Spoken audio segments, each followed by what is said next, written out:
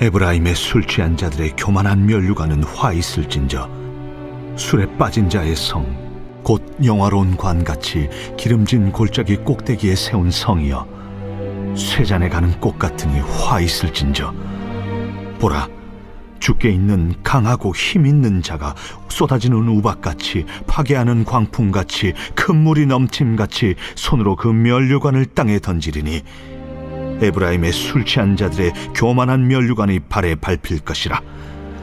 그 기름진 골짜기 꼭대기에 있는 그의 영화가 쇠잔에 가는 꽃이 여름 전에 처음 익은 무화과와 같으리니 보는 자가 그것을 보고 얼른 따서 먹으리로다. 그날의 만군의 여호와께서 자기 백성의 남은 자에게 영화로운 면류관이 되시며 아름다운 화관이 되실 것이라. 재판석에 앉은 자에게는 판결하는 영이 되시며 성문에서 싸움을 물리치는 자에게는 힘이 되시리로다. 그리하여도 이들은 포도주로 말미암아 옆걸음치며 독주로 말미암아 비틀거리며 제사장과 선지자도 독주로 말미암아 옆걸음치며 포도주에 빠지며 독주로 말미암아 비틀거리며 환상을 잘못 풀며 재판할 때에 실수하나니 모든 상에는 토한 것 더러운 것이 가득하고 깨끗한 곳이 없도다. 오늘 이사야 선지자가 북이스라엘, 특별히 에브라임 지파를 향해 선포한 하나님의 경고의 말씀입니다. 에브라임은 북이스라엘의 가장 강력한 지파였고 수도 사마리아가 자리한 지역이었습니다. 이 북이스라엘은 외적으로 부유했고 정치적으로는 아람과 동맹을 맺고 있어서 잠시 안정을 누리고 있었지만 영적으로는 깊이 병들어 있었습니다. 이사야가 이 말씀을 전하던 시기는 아시리아라는 나라의 위협이 점점 커지던 때였습니다. 하나님은 이사야를 통해 죄송합니다. 그들에게 회개를 촉구하셨지만 북이스라엘은 듣지 않았고 결국 기원전 722년에 아시리아에게 멸망하고 맙니다. 오늘 말씀은 그 멸망 직전 하나님께서 마지막으로 경고하시는 음성입니다. 우리는 오늘 이 멸망 앞에서도 자기 자랑에 취해 살아가는 사람들 그리고 그들에게 주어진 하나님의 메시지를 살펴보려고 합니다. 하나님께서 이사야를 통해 에브라임 지파 곧 북이스라엘 중심으로 향해 오늘 1절에 보니까 화 있을진저라고 선언하십니다. 에브라임은 번영을 누렸고 사마리아라는 이 도시를 굉장히 자랑스러워했습니다. 그들의 머리에는 영화로운 관이 씌워져 있었고 자신들이 가진 풍요와 안정을 당연하게 여겼습니다. 하지만 하나님께서는 그 자랑이 곧 시들어가는 꽃과 같다고 말씀하십니다. 그 영광은 이슬맞은 꽃처럼 잠깐 피었다가 금세 사라질 것이라고 오늘 1절 말씀에서 경고하고 계십니다. 죄송합니다. 그들의 도시, 그들의 권세, 그들의 영화로움은 하나님 앞에서 무력한 허상에 불과한 것입니다. 그런데 더 큰 문제들이 오늘 말씀에 나오는데요. 그들의 문제는 외적인 어떤 영화만 있는 것이 아니었습니다. 7절 말씀에 보니까 심지어 제사장과 선지자들마저 술에 취했습니다. 판단을 해야 할 이런 자들이 분별력을 잃었습니다. 하나님의 말씀을 가르쳐야 할 자들이 자기 욕망에 취해 사람들을 인도하지 못하고 있었습니다. 그리고 8절은 더 충격적인 장면으로 본문을 마무리합니다. 모든 상에는 토한 것과 더러운 것이 가득하여 깨끗한 곳이 없도다. 제사장들이 앉아 있어야 할 거룩한 식탁조차 그들의 타락으로 오염되었음을 보여줍니다. 이스라엘의 중심부, 영적인 리더들의 자리가 완전히 무너져 버린 것입니다. 우리는 이 이야기를 단순한 옛날에 북이스라엘에 있었던 문제로만 생각할 수 없습니다. 왜냐하면 오늘을 사는 우리에게도 동일한 문제가 일어날 수 있기 때문입니다.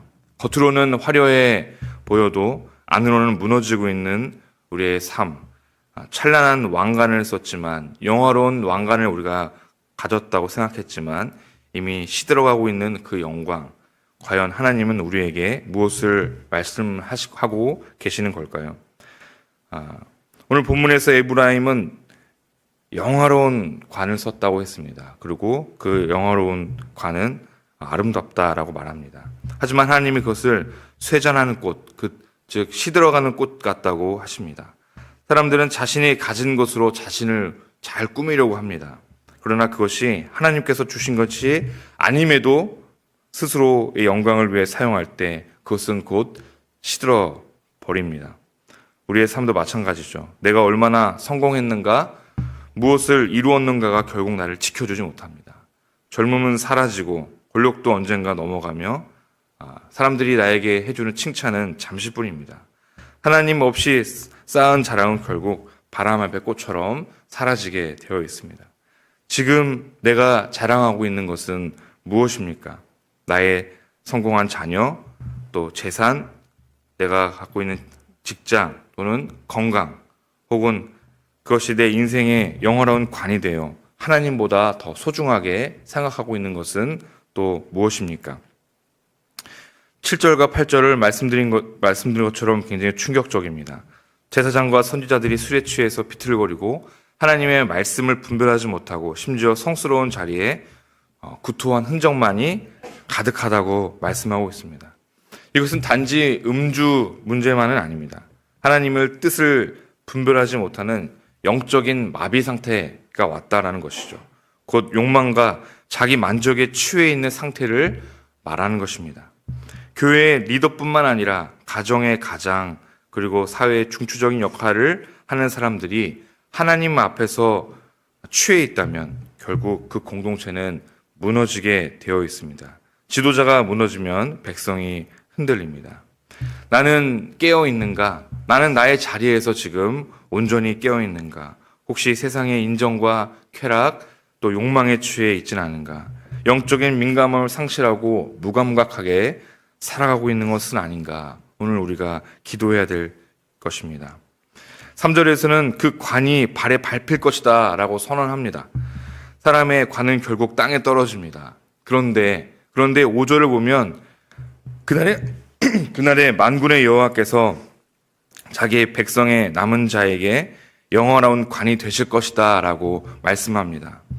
무너진 관, 나의 인생에 뭔가 무너진 것 같은 그런 순간에 하나님께 돌아오는 자에게 하나님 친히 영화로운 관이 되어주시고 아름다운 화관이 되어주십니다.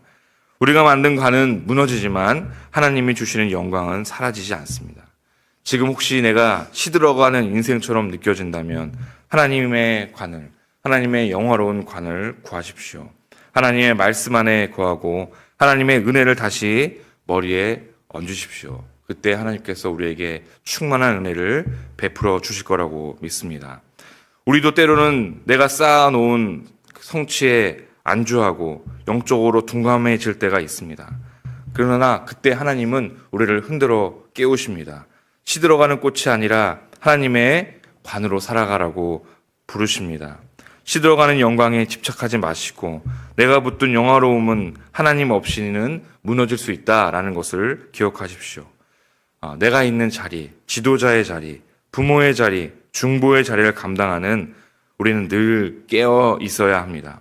그리고 잊지 마십시오. 하나님만이 우리의 영화로운 관이 되어주십니다. 오늘 새벽 주님 앞에 조용히 우리의 삶을 내려놓고 묵상해 보시길 바랍니다. 무엇이 나를 지탱해주고 있는가? 나는 지금 영적으로 깨어 있는가? 내가 누구에게 영향을 주는 사람인지를 알고 있는가? 라는 기도 제목을 갖고 오늘 함께 기도했으면 좋겠습니다. 제가 기도하겠습니다. 하나님 감사합니다. 오늘도 주님께서 우리에게 귀한 말씀을 나누게 하시니 감사를 드립니다. 시들어가는 꽃을 부여잡지 말고 스스로 영화로운 관이라 생각하지 말고 영원토록 변함없으실 우리 하나님의 놀라우신 은혜를 붙잡고 하나님께서 주시는 그 영화로운 관을 우리가 사모하며 살아갈 수 있도록 인도하여 주시옵소서. 오늘도 이 자리에 나와서 함께 기도하고 또 중보하는 또 말씀을 나누는 우리 모든 성도님들을 위해 하나님의 은혜와 축복을 가득히 부어 주시옵소서. 감사드리며 예수님의 이름으로 기도했습니다. 아멘.